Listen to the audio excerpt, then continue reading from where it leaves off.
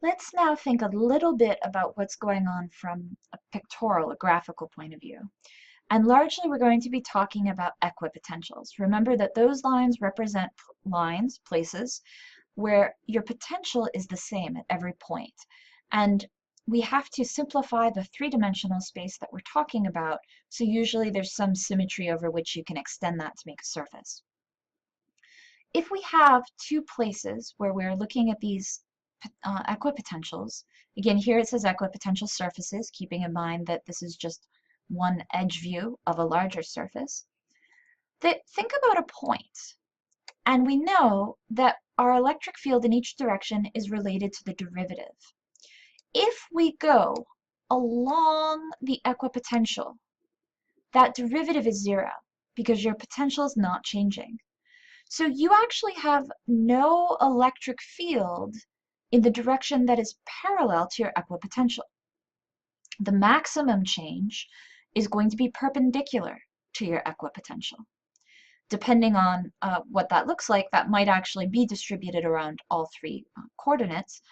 But really, it's helpful to remember that your electric field is always perpendicular to your equipotential because there is no component that is parallel.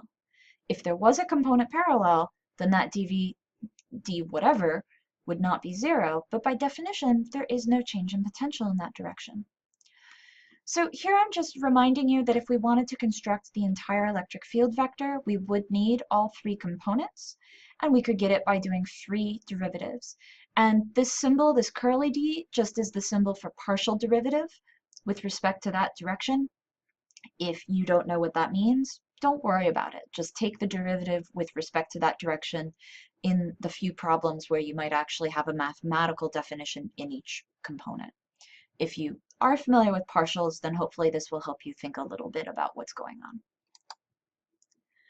So one thing you need to be able to do is actually sketch electric field vectors based on equipotentials. So let's think about three equipotential surfaces here. And remember that again, the spacing between them, delta V, is going to be the same. Notice that here, they're closer together than they are over here. When they're closer together, that means that you have the same change in potential over a smaller distance. So that means the potential is changing faster. The change in potential is your electric field. So you have a bigger electric field where the equipotentials are closer together, and you have a smaller electric field where the equipotentials are further apart. Notice that everywhere the electric field is perpendicular to the equipotentials, and the electric field is always pointing towards the lower potential. And remember, this could be something like negative 100 volts. This next line could be negative 50 volts. And then that V plus could in fact be 0 volts, so it would be the most positive potential. So try to keep these definitions in mind. Again, if you're given equipotential, it can be really helpful to draw your electric field vectors.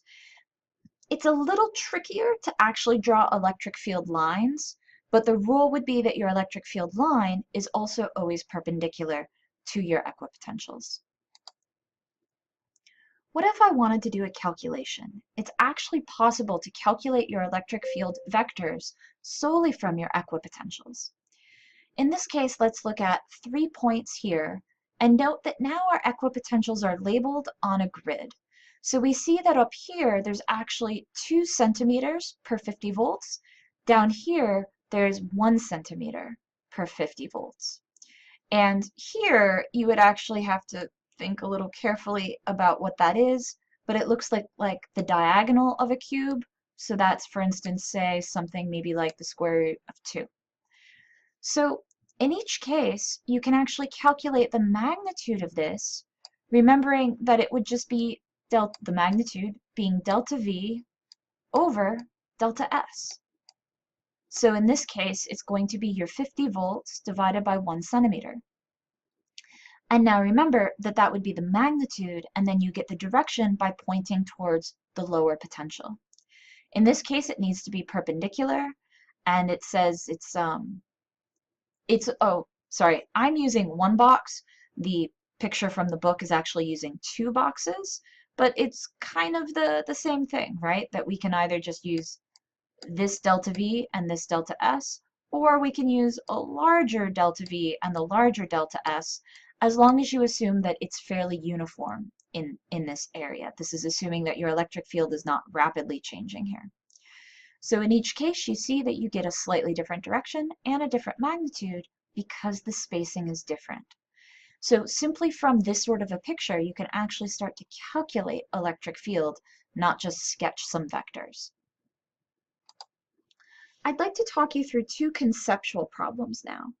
The first is that if you are given this electric field, what is the potential? So note that in all cases, we're looking at the potential as a function of y. The electric field we're shown is actually x and y. So this is a region where the electric field is uniform or constant. Now you might say, wait, what's going on here? Well, this in a way is, if you were very confused and you thought that the electric field in between the line was 0, but you of course know that that's not the case, that only some vectors are drawn, and that actually the electric field is constant everywhere. So this is definitely the wrong answer. So now we have to say, okay, which of these remaining is right?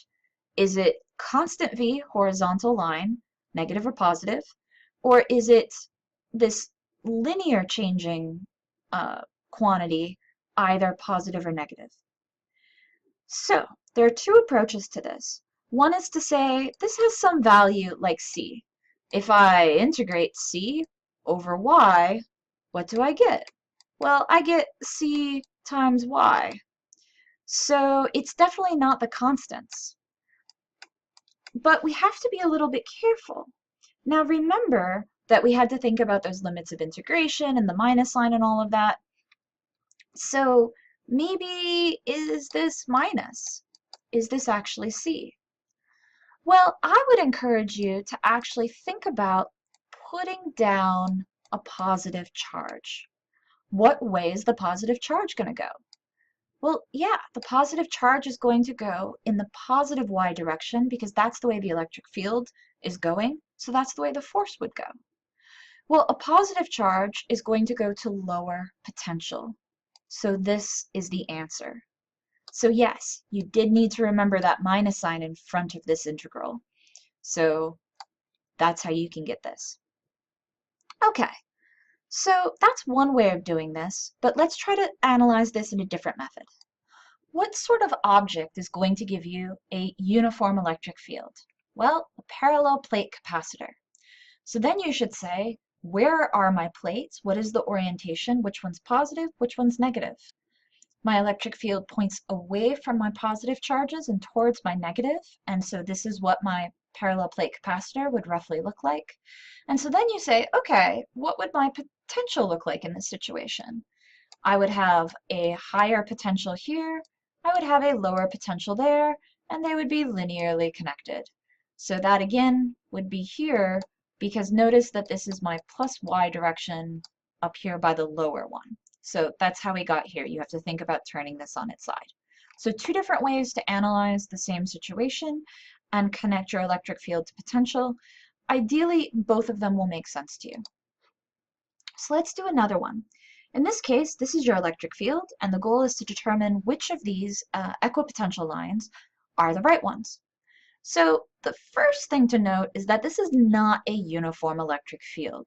You might say, well, what would make that? Don't worry about that yet. We do see that my electric field is stronger on the left than it is on the right. So what does that mean? It means that my equipotential lines are going to be more closely spaced here. We're going to have a bigger change in potential. So this is wrong because it shows them spaced closer here, and we don't have a stronger field here. So this is also wrong. These are uniform. Oops, so that's definitely not right. So we're left with these two.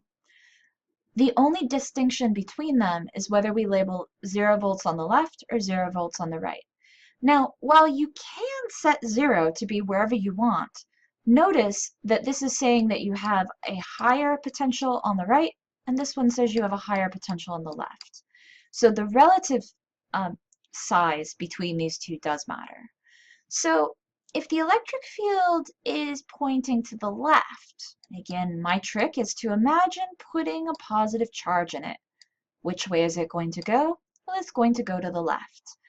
If it goes to the left, that means that it is heading towards lower potential. So this one is the right answer. This one is oriented in the wrong direction. So I hope that that makes sense. Again, being able to go back and forth between electric field and potential and their different representations is really important and is going to be a big important part of your problem solving.